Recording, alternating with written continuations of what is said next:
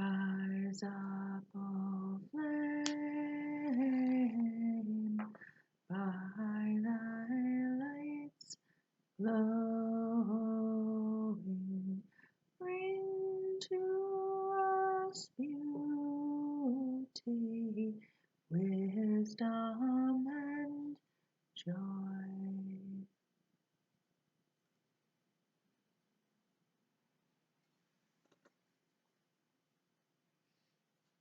Once upon a time, there was a band of water fairies that lived in a clear mountain brook.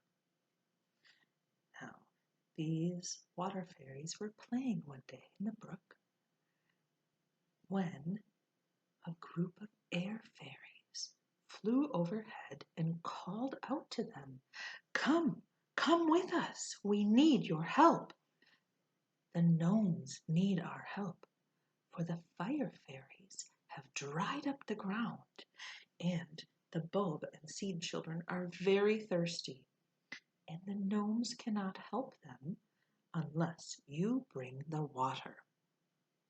So, with a glad shout, the water fairies took hands with the air fairies, and they flew off together.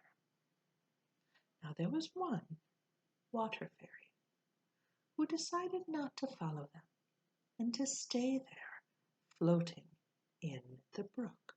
She liked to just lay on her back and look up at the blue sky, the birds that fly, the bees that buzz, and the butterflies that flutter by.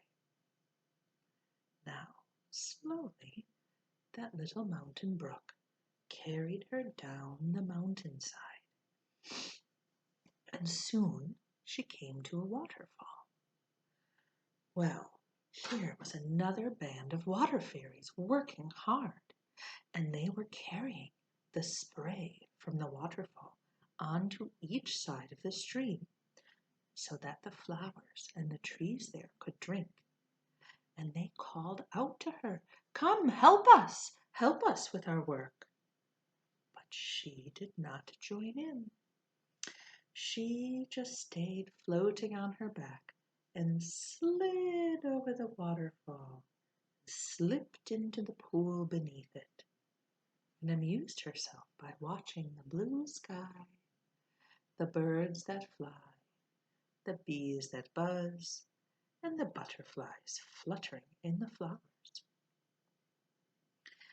Now this pool emptied into a wider stream, and she floated along in this wider stream many miles until it entered a wide river. And there she saw another band of water fairies hard at work. They too called out to her, come with us, help us carry the water from the river to the fields for the corn and the wheat to grow." But she did not join them, and soon they had rushed off down a little small side river in the direction of the wide fields.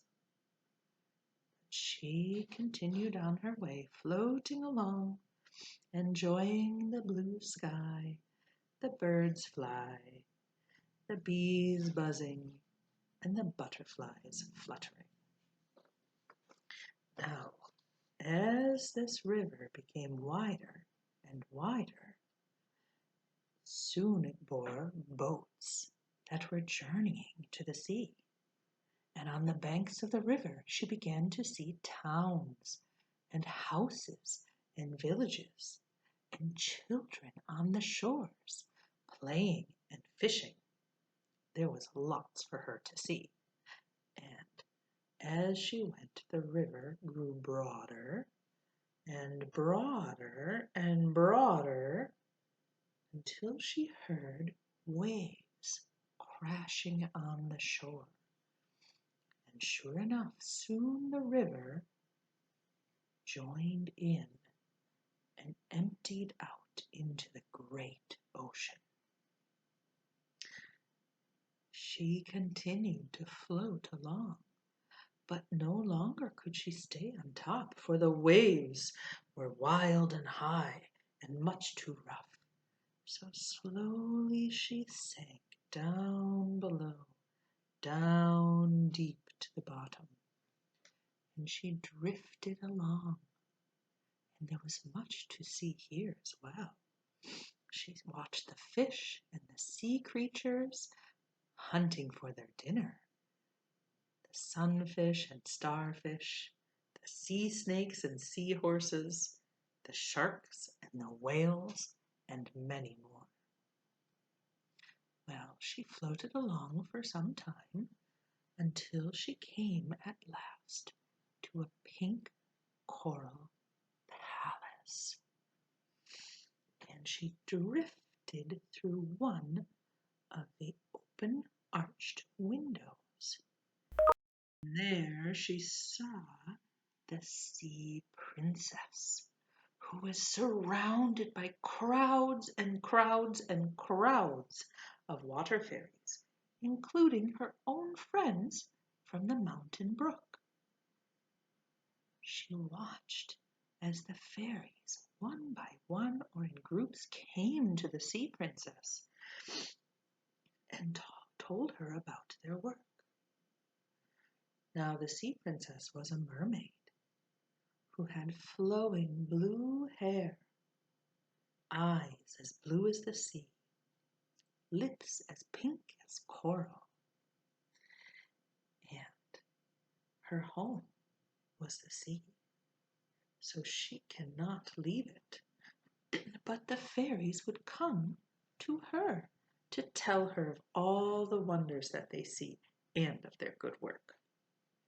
So they told her about how exciting it is to ride on the shoulders of the wind giants as they blow their storms and flash their lightning and thunder crashing, and then they pour down to the earth from the clouds. Each of them she kissed and said the poor earth would die without your help.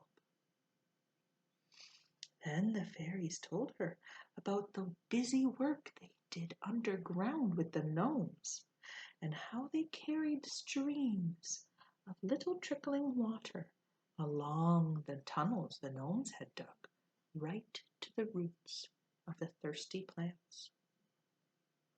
Oh, the sea princess gave each of them a hug and said these poor plants would die without your help, every plant.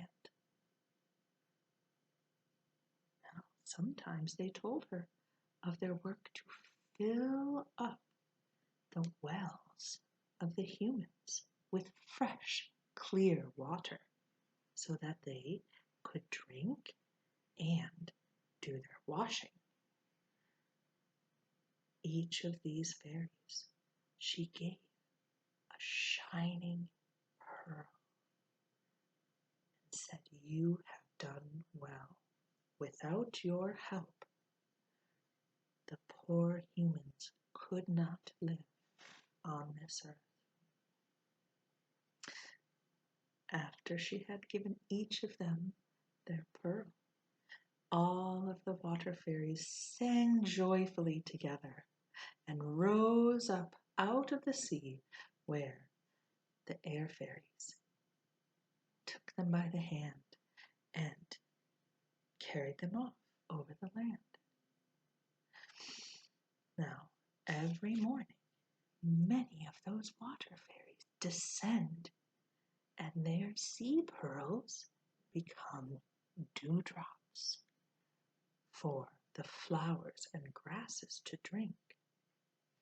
And other of those water fairies gather together in clouds and then ride the big wet raindrops down to the earth. What fun.